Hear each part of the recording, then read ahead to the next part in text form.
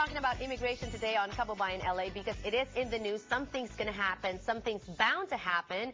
Democrats and Republicans coming together to come up with a comprehensive immigration plan. And joining us today on the show, Attorney Richard Lowe, Attorney Allison Aquino, and via Skype is Ronnie Ligo to give us some of the news about immigration. He is in the Glendale office of Weekend Balita and U.S. Asian Post. So earlier we were talking about what's going to happen, and then, like you said, you know, comprehensive rather than the piecemeal. But what might that look like? Say, for example, border security. Ronnie mentioned that. I mentioned that. Is it even going to be an issue in this comprehensive immigration plan? Well, I think, you know, border security is something that the Republicans have been bringing up since, you know, time immemorial, it seems like, and this was part of the McCain-Kennedy plan as well, which is what the Gang of Eight plan is modeled after.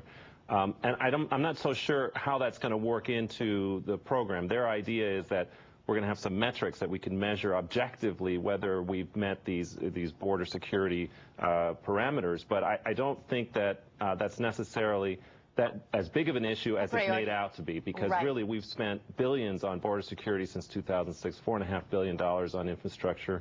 And we've almost doubled the force of Border Patrol officers in the areas. And so it's really the border security issue, I think, is a basic non-issue. It's just a way to get some agreement from the Republicans to say, look, we've attached border security to this, so everything's okay. The priority, though, now is what to do with the 11 million undocumented immigrants that are already here, working here, whether, you know, under the table, receiving salary, or, you know, going to school here and will need employment in the near future.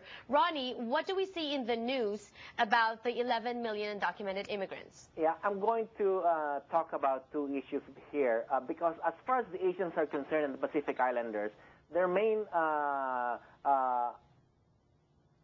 thing here is that, you know, the family reunification, because unlike most of these Mexicans who cross the border, they came here legally, but some of them or many of them have overstayed their visas, and some who are, you know, the family reunification because the quota system is making it very difficult for them to reunite with their families. Okay. So what do you think Attorney Aquino or Attorney Lowe will be, you know, included in this immigration reform? Because that's their main concern. Of course, the Hispanics are just, you know, how are they going to get legalized in the fastest way that is possible? You know what? Before we address that, let me just have them address the question that was posted earlier.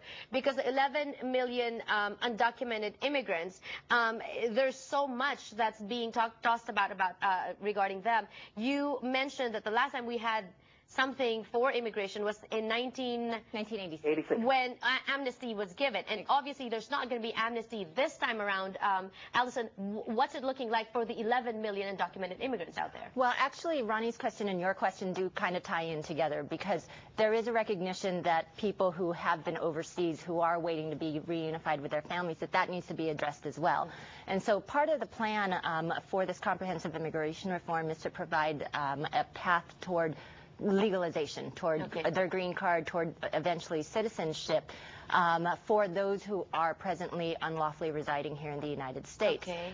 The tighter family reunification is that under the Republican proposal, they only want to eventually provide permanent residency after all those who have been waiting lawfully are able to obtain their visas and come here to the United States. Okay. Now, as Ronnie pointed out, for example, in the Philippines, a petition between a brother to sister, sister to sister right now is 22 years, perhaps longer.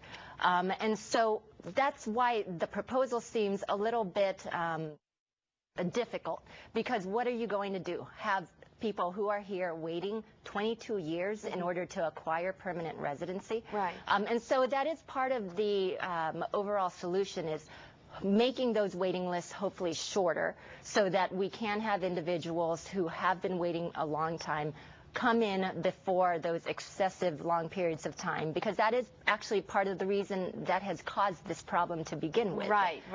But then we have them all here, we welcome them all here. What's waiting for them here? There's unemployment. What kind of employment are they going to see? I mean, will they be able to get jobs? And there's an issue of taking away jobs from people that are lawfully residing here. And that's why you raise a very difficult question, because we certainly can't have that vast number coming in all at one time. At the same time, yes. Especially at this time, right? Yeah, it is an interesting discussion, because I think short term it sounds very nice to say that the people who are here are going to have to stand at the back of the line and all of that. And so we'll get all of these people that are in right now in the process, through the process, before we start with the 11 million. But in fact, it's a fundamental change about the way we think about immigration in this country, because if we're going to streamline the process, that has to be an ongoing thing. That can't just be this year, because then we just run into this problem again. Okay. So either we're going to make it easier for families to be reunited in the United States, at least to the level of spouses and children, right, to make that process easier, and we will have more immigration per year, and we're going to have to accept that, or we're going to have to figure out some other way to deal with a legal immigration system. Okay. Janelle, can I pose a question? Yes, go ahead, Ronnie. Yes.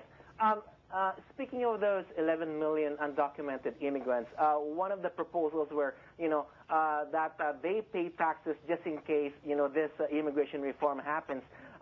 Attorney Aquino, what do you think will be the process or the mechanics of how much they're going to pay, how many years? And one more thing about the judge that they're taking away.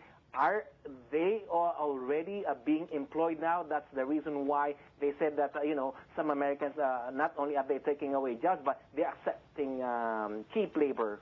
Okay. All right. Good points. We're going to be, I'm going to have you comment on that when we return on the show. Don't go away.